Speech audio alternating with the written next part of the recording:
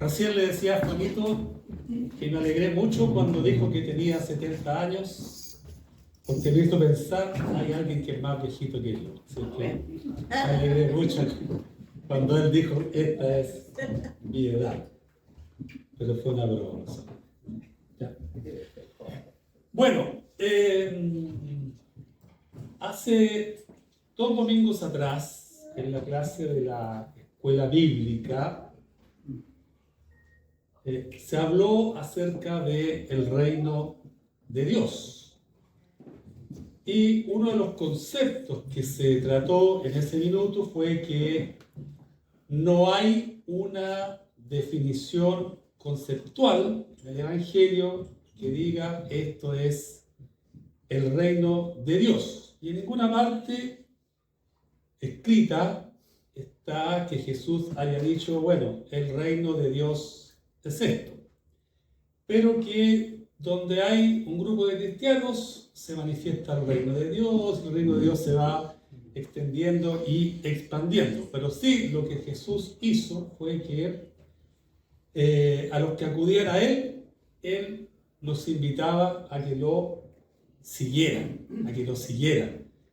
los que tienen un más acabado conocimiento de la Biblia, ¿no es cierto?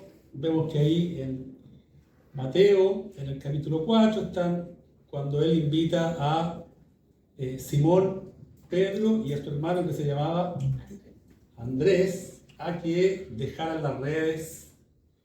Y ellos, ¿qué es lo que hicieron? Dejando las redes, siguieron a Jesús.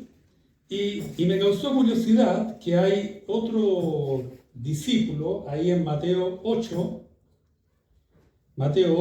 versículos 21 y 22, y que no dice el nombre, o dice, otro de sus discípulos le dijo, Señor, permíteme que vaya primero y entierre a mi padre. Jesús le dijo, sigue. ¿Cómo se llama este discípulo? No sabemos. Y otro llamado, que fue muy interesante y que después de muchos años de leer, recién vine a reaccionar a darme cuenta del tipo de hombre que era Mateo. ¿Por qué? Porque Mateo era alguien detestado por los judíos, alguien odiado por los judíos porque era un publicano, o sea, era un recaudador de impuestos.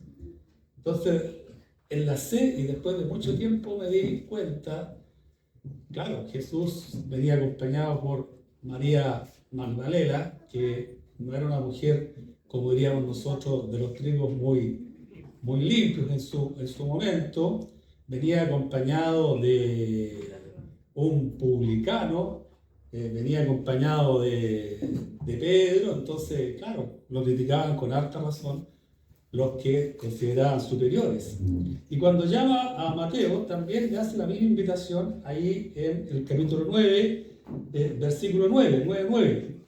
Pasando Jesús de allí, vio a un hombre llamado Mateo que estaba sentado al banco de los tributos públicos y le dijo, directo, no le preguntó qué estoy haciendo, no he pensado, sino que le dijo, sígueme.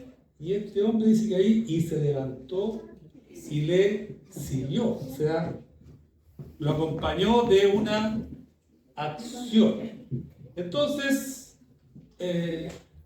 Jesús invitaba a la gente a que lo siguiera, ¿cierto? Eso es indiscutible.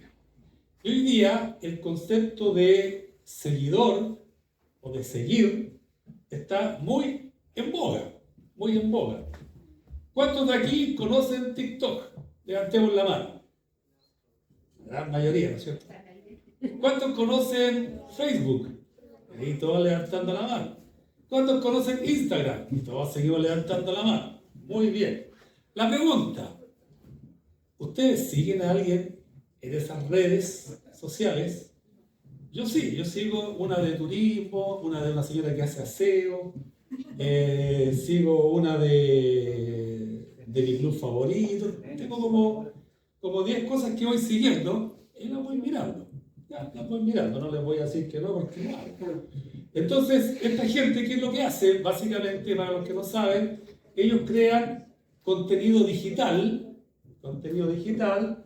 lo publican y tú lo vas viendo durante un par de segundos y puede ser interesante, te pueden enseñar cómo hacer un plato de comida, cómo hacer un arreglo de luz. Yo el otro día descubrí cómo lavar las ollas de una manera bien especial y un día lo probé y la verdad es que resulta. Y dije yo, uy, resulta. Y me salió súper práctico y no me ensucié tanto las manos, dije yo. Entonces, dentro de ellos dicen, sigue. Entonces tú pinchas un botoncito y te transformas en un seguidor de esta persona. Pero aquí viene lo preocupante, porque también el domingo pasado, en la predicación, se habló acerca de un don muy específico, ¿cierto? Y que teníamos que usarlo mucho, porque hay falsos maestros, falsos predicadores.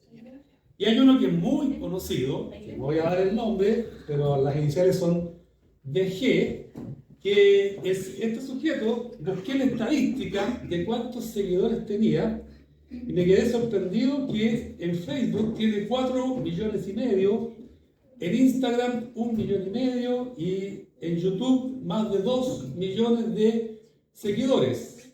Yo no podría sumar para decir que tiene tantos seguidores, pero sí podría decir, porque hay gente que lo puede seguir en distintas plataformas, pero mínimo 1 millón de personas está constantemente recibiendo lo que él supuestamente dice que es la palabra de Dios, pero él tiene otros objetivos. Pero él se aprovecha de la inocencia de las personas, de que a lo mejor las personas no son tan acuciosas como los de Berea, otra referencia, ¿cierto?, que ellos examinaban, porque Pablo, ¿qué es lo que decía? Examinarlo todo, retener lo bueno. Entonces la pregunta es, ¿a quién seguimos nosotros? Esa es la pregunta que yo hago. Y si yo la preguntara abiertamente, yo tendría que escuchar que todos dicen, sí, nosotros seguimos a Jesús, ¿cierto? Y si Jesús hoy día tuviera redes sociales, tendría a lo mejor millones y millones de seguidores. Pero ¿qué me hace ser un seguidor de Cristo? ¿Me hace ser un seguidor de Cristo el ir a la iglesia? No. ¿Me hace ser un seguidor el donar dinero en forma constante? Tampoco. ¿Me hace seguidor de Cristo el ir a la iglesia para tratar de ser una buena persona? No. ¿Me hace seguidor participar en la cena del Señor? Tampoco. ¿Me hace seguidor orar de repente cuando tengo un problema? Tampoco. ¿Ya? Entonces, yo los invito a que busquen ahí en Mateo 4 un concepto muy claro que ocurre cuando él invita a Simón y Andrés. Dice que en el versículo 18, Mateo 4, 18, dice ahí que andando Jesús junto al mar de Galilea, es decir, al lado del lago, pero que era tan grande, es tan grande según nos comentan que parece mar, vio a dos hermanos, Simón llamado Pedro y Andrés su hermano, que echaban la red en el mar porque eran pescadores, o sea, ellos estaban trabajando dedicados a lo que era su ocupación.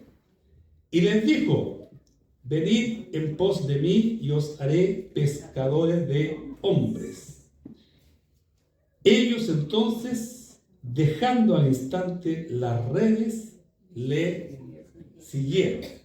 Entonces, no es que ellos hayan hecho una cosa específica, lo siguieron durante 1 hora, 2 horas, y al otro día se levantaron nuevamente y volvieron a su actividad cotidiana. No, sino que lo que ellos hacen es que toman un compromiso, asumen un compromiso y lo empiezan a seguir. ¿Cuándo? Todos los días. Y se aventuraron a algo en lo cual no había un programa escrito. Porque a mí de repente me pueden decir, oye, te invito, vamos a ir a tal parte y a las 11 nos vamos a juntar, a la 1 vamos a almorzar, a las 3 a 6 vamos a ir a la playa, después nos vamos a volver a tomar 11, después nos vamos a juntar a tener una... Y me dan todo un programa, ¿no? Aquí ellos no tuvieron ningún programa, sino que simplemente Jesús les dijo, síganme. Y ellos dejaron lo que era su prioridad principal y se aventuraron con Jesús a ver qué es lo que deparaba cada día. Por eso muchas veces hoy día yo respeto mucho a los pastores, porque los pastores dejan promisorias carreras, grandes cosas que pueden tener en la vida laboral y se dedican a servir al Señor sin saber qué va a hacer de su vida en 1 o 2 años más. Quienes no hemos tomado esa decisión, sabemos que estamos trabajando y esperamos ciertas condiciones y pensamos que eso va a ocurrir. Pero ellos lo hacen, ellos hacen un compromiso. Y nosotros vemos que después este mismo Pedro aparece años después predicando de Jesús, aparece muchos años después viajando por otros lugares, entregando el Evangelio, es decir, él asumió un compromiso. Es decir, seguir a Jesús es asumir un compromiso. No por un día, no por una semana, sino que mientras dure mi vida en esta tierra. Pero si ustedes se van conmigo ahí al Evangelio de Juan, aparece reflejado uno de los eventos más hermosos. Y aquí también les voy a contar otra cosa. Estoy siguiendo una serial muy hermosa y en la cual mostraron el encuentro de Jesús con Nicodemo. Yo quedé pero maravillado en un momento, le da gracias a Dios. Y lo que más, una de las cosas que más me impactó es una de las frases que dice, pero como ahí no aparece todavía el versículo bíblico que ocupó, lo tengo que volver a ver porque tengo que identificar qué salmo, qué porción de salmo es lo que le responde. Esa preocupación la tengo hace varios días, pero no he alcanzado a tener el tiempo como para poder leerla. Pero muestra muy bien el encuentro de este hombre, un sabio según los judíos, un hombre que ya era un maestro, y dice acá que se encuentra con Jesús de noche, no podía permitirse que lo viera, y él sabía que algo había en este hombre, ¿no es cierto? Algo había en este hombre, y le dice, sabemos que has venido de Dios, sabemos que has venido de Dios. Entonces, cuando Jesús le habla, dice, le responde, el que no naciere de nuevo no puede ver el reino de Dios. Entonces, la primera característica de un seguidor de Cristo es nacer de nuevo. Es decir, confesar mi pecado a Dios, arrepentirme y de mis pecados recibir el perdón de Dios y rendir mi vida al Señor. Y eso cuesta, porque muchas veces el Señor nos puede decir, esto es lo que tú debes hacer, y nosotros somos porfiados y seguimos el otro camino. Y después nos damos cuenta de que nos equivocamos y que debimos haber tomado ese camino. Y se los digo porque me ha pasado, ¿ya? Y yo les confieso que cuando estaba armando esto, preparando esto, me sentí en varias cosas al debe, quedé pagando, como se dice. Se dije yo, estoy al debe en esta situación. Entonces, El seguidor de Cristo es uno que ha nacido de nuevo para entrar en el reino de Dios. Es uno que ha confesado su pecado, se ha arrepentido de su pecado, recibimos el perdón de Dios y entregamos nuestra vida al Señor y empezamos a recorrer este camino. El seguidor de Cristo es una persona que, al igual que el maestro, ¿qué es lo que eran las cosas que más hacía Jesús? A veces lo hacía toda la noche, oraba, ¿no es cierto? Oraba. Y de repente estaba pensando que, bueno, yo hartas veces lo he dicho, que uno de mis textos favoritos es Daniel, cuando él propuso en su corazón, y yo siempre digo que a principios de año uno debería hacerse propósitos y después ver si los ha cumplido o no. Pero claro, Daniel, ¿cuántas veces oraba al día? 3 veces al día, ¿no es cierto? Y hay un coro que lo repite como se desea para enseñar a los niños, ¿no es cierto? Yo hago un juego de palabras, la América se enoja, pero y empiezo a jugar con ese coro. ¿Y cuántas veces lo hacía Matías? Pero la idea siempre recalcar. Pero el hecho es que nosotros debiésemos orar mínimo cuando comienza nuestro día, ¿no es cierto? Porque cuando tomamos conciencia, empezamos en la mañana, hay que tener el hábito de que lo primero que sea es agradecer a Dios, ¿cierto? Y pedir su dirección en todo lo que vamos a o tenemos que hacer. Porque a veces normalmente partimos el día pensando, tal hora tengo que hacer esto, tengo que ir acá, tengo que ir acá, y empezamos mentalmente a visualizar lo que queremos hacer. Y después, en un determinado momento, oramos. Pero la oración debe ser lo primero que nosotros hacemos, y cuando terminamos el día, lo último que debéis hacer cuando ya estamos por cerrar los ojitos, deberíamos dar gracias a Dios porque tú me acompañaste en ese día, ¿no es cierto? Y recordando también ese salmo que dice, en paz me acostaré, ¿no es cierto? Gracias, Señor, por lo que vivimos y por lo que no vivimos en este día, ¿cierto?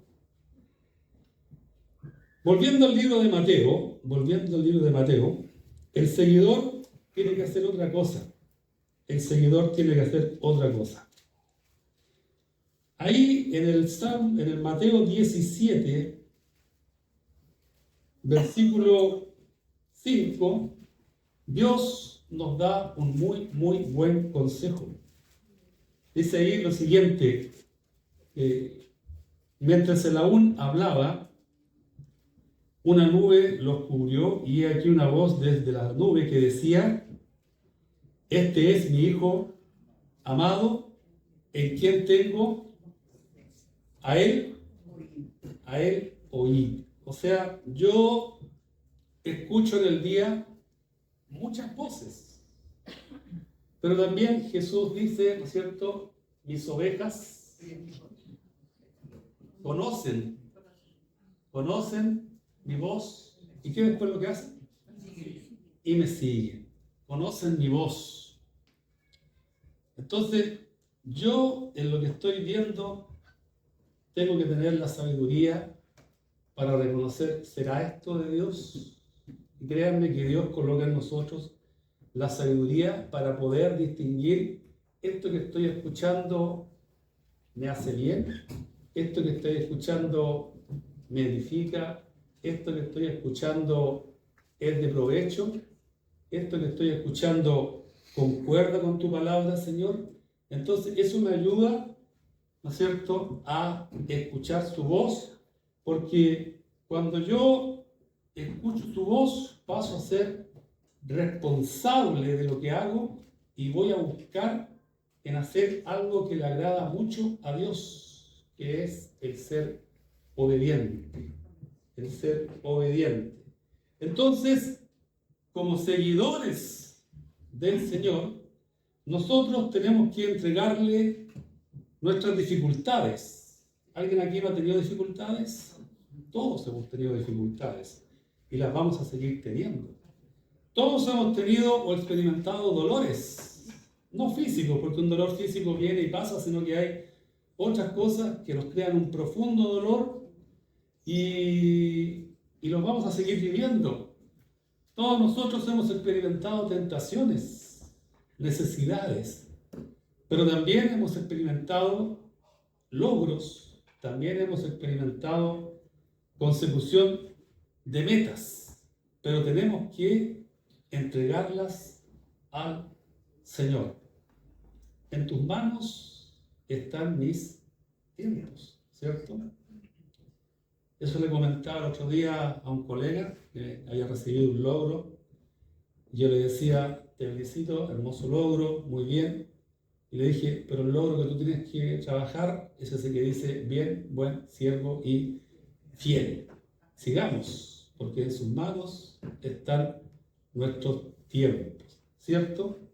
El seguidor obedece. Fíjate ahora, vamos a ir al Evangelio de Juan, capítulo 8, versículo 12. Juan 8, 12. Juan 8, 12, aquí estoy, versículo 12, dice: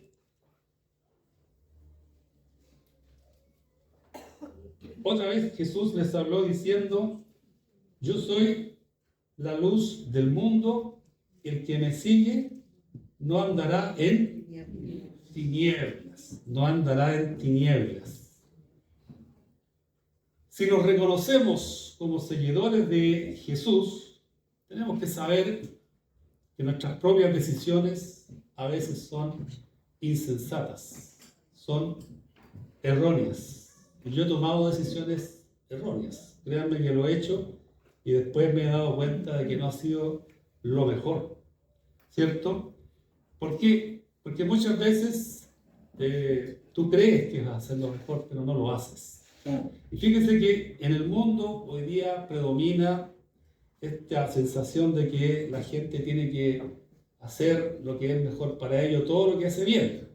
Y muchos así creen que Jesús es como una vitamina que les va a hacer bien y escuchan a estos predicadores, por eso escuchan a estos falsos maestros que les va diciendo, no, si tú te va a ir bien, te va a ir bien, vas a lograr todas tus metas, vas a tener mucho éxito y de pasadita nos depositas a nosotros platita, ¿no es cierto? Pero nosotros muchas veces, ya con la experiencia que tenemos, vemos que seguir el camino del mundo, seguir el camino del pecado, solamente trae pérdida. En el largo plazo trae pérdida. Pero si yo persisto en seguir desobediendo a Dios, Dios me ama tanto que me va a disciplinar porque Él quiere lo mejor para mí, para corregirme, para que yo sea obediente. Como todos los años ya está por acercarse la época en que hay que podar las parras.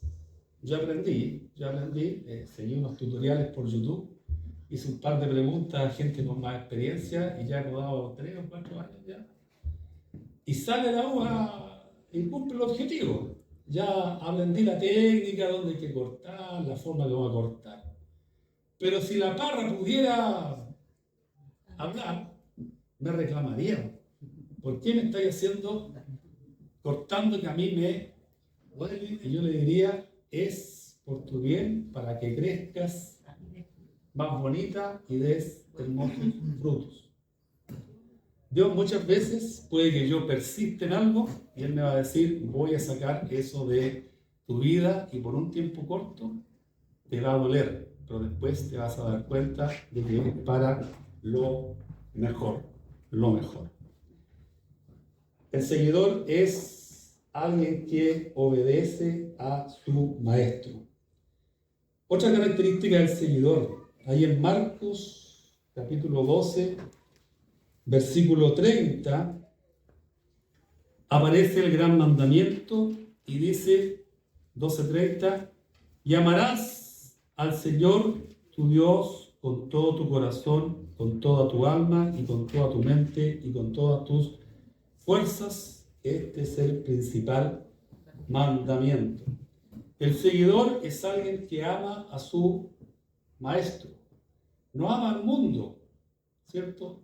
Nosotros no podemos tener un corazón dividido.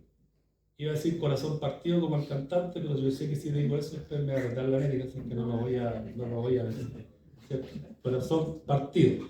Pero un corazón dividido, es decir, la mitad con el mundo y la mitad con el Señor. De hecho, por ejemplo, el que es fanático del Real Madrid no es fanático del Barcelona, ¿no es cierto? Él lo podría decir de lunes a miércoles yo soy del Barcelona y de jueves a domingo soy del Real Madrid. Yo no podría decir, no, este mes soy de Colo-Colo y el otro mes todos me dirían, no, o eres A o eres B. Entonces, si aplicamos esas cosas con algo tan simple como es nuestros gustos deportivos, ¿por qué muchas veces algunos dicen, yo soy cristiano sábado y domingo y de lunes a viernes, no, yo dejo al Señor de lado y vivo mi vida como es lo más conveniente? No, el Señor nos pide que nosotros seamos de una línea, y eso implica que no puede haber en nuestro corazón cosas que sean no agradables al Señor, ¿cierto? No agradables al Señor. Otra cosa que hace el cristiano, el seguidor, el creyente, está ahí en Mateo 28, 19, que ustedes todos lo saben, ¿cierto? Ir por todo el mundo y hacer discípulos, ¿no es cierto? Hagan más seguidores. Es decir, en un mundo en el cual hoy en día lo que más prima es odio, amargura, resentimiento, frustración, enojo, malas palabras. Y en ustedes no hay eso. No hay odio, no hay frustración, no hay rencor, no hay malas palabras. Entonces, en la medida que nosotros compartimos, la gente va viendo, me gustaría que en mi vida no hubiera odio, me gustaría ser como usted. Y nosotros somos, pero ni una milésima de lo que es el Señor Jesús, ¿cierto? Pero algo estamos reflejando, y la gente quiere escuchar palabras en las cuales haya esperanza, ¿cierto? La gente hay esperanza. El seguidor, si tú te vas ahí a Juan 12:26, el seguidor, ahí en 12:26, dice, si alguno me sirve, sígame, y donde yo estuviere, allí también estará mi servidor. Jesús dijo, yo no he venido al mundo para ser servido, ¿cierto? Y nosotros tenemos que hacer lo mismo que hizo nuestro maestro, es decir, tenemos que estar dispuestos a servir. Y hay muchas maneras de hacerlo. Hay muchas maneras de servir al Señor. Yo siempre, no voy a dar nombres ni actividades, pero yo siempre doy gracias cuando veo que hay hermanos que con tanto amor hacen algo que es tan, pero tan pequeñito, pero que es relevante para lo que es nuestra congregación. Y siempre he visto que hay hermanos que sirven de distintas formas y lugares. Y eso quiere decir que en el corazón de él están siendo un digno seguidor de Jesús. Y ahora viene algo negativo. Pero ¿cómo va a decir hermano eso? Bien, váyanse conmigo ahí a Filipenses, capítulo 1, versículo 29. Dice ahí en Filipenses 1:29.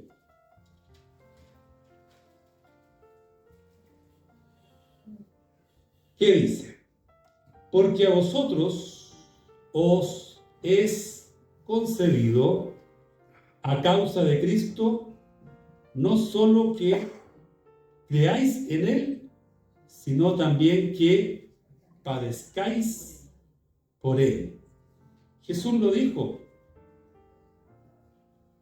El mundo a mí me aborrece, por lo tanto, el mundo a ustedes también los va a aborrecer. Los va a aborrecer. Porque ustedes son la luz que va a mostrar las cosas que ellos hacen en la oscuridad. No les va a gustar que ustedes se muestren, aunque ustedes no hablen, pero van a mostrar lo que ellos no son, porque ustedes van a estar mostrando lo que Dios quiere que ustedes sean, y a ellos no les parece. Entonces, el mundo nos va a detestar, el mundo nos va a aborrecer.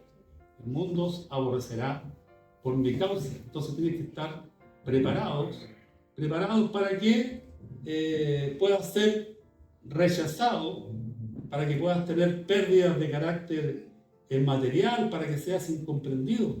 Hay muchas formas en las cuales el mundo te va a demostrar: no te queremos aquí con nosotros, porque tú muestras algo que no nos parece, algo que nos gusta. Pero seguir a Cristo, hermanos, seguir a Cristo tiene muchas bendiciones, tiene muchas recompensas. El seguir a Jesús nos trae salvación. El seguir a Jesús nos trae vida eterna. El seguir a Jesús nos trae el hecho de ser aceptados directamente por el Padre, que tú le puedes ir a pedir directamente al Padre. El seguir a Jesús restaura tu vida. Puede que quede resultados de lo que tú robaste, pero Él la va a restaurar, y día a día vas a recibir distintas bendiciones. Para ir terminando, sigamos ahí en Filipenses 3:20 hasta el 4:1, donde dice: mas nuestra ciudadanía está en los cielos, de donde también esperamos al Salvador, al Señor Jesucristo, el cual transformará el cuerpo de la humillación nuestra para que sea semejante al cuerpo de la gloria suya, por el poder con el cual puede también sujetar a sí mismo todas las cosas. Así que, hermanos míos, amados y deseados, gozo y corona mía, estad así, firmes en el Señor, ¿cierto? Ahí me acordé cómo a veces los militares, ¿no es cierto?, cuando se escucha esa voz firme, todo el mundo toma una posición y están ahí atentos a escuchar la voz, ¿cierto? Ese es un concepto uniformado, ¿cierto? Que el Señor nos bendiga en esta mañana como seguidores del Señor Jesús.